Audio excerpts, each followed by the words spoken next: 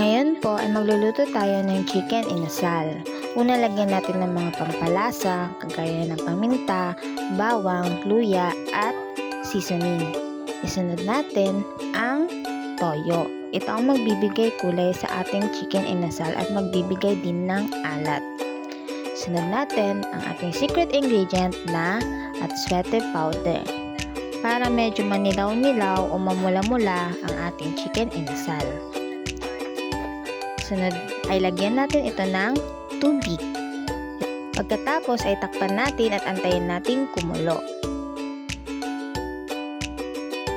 Ayan, at kumukulo na ang ating chicken inasal. Baliktarin natin ito upang maluto rin ang kabilang bahagi nila.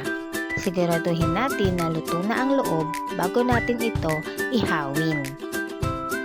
Kapag kumulo na ang kabilang bahagi, ay hanguin na natin ito at palamigin bago natin isalang sa ihawan.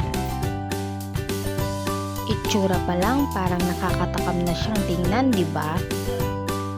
Pati yung sabaw pwedeng-pwede nang ihalo sa bahaw. Kunin natin ang pinagpakuluan ng chicken inasal upang siya ang ating ipahid habang iniihaw natin ito. Magbibigay pa ito ng karagdagang lasa habang iniihaw natin ang ating chicken inasal. Gamitin muna natin ang parilya bago natin ilagay ang ating chicken inasal. Medyo pahidan din natin ito ng ating pinagpakuluan bago ilagay sa ating parilya.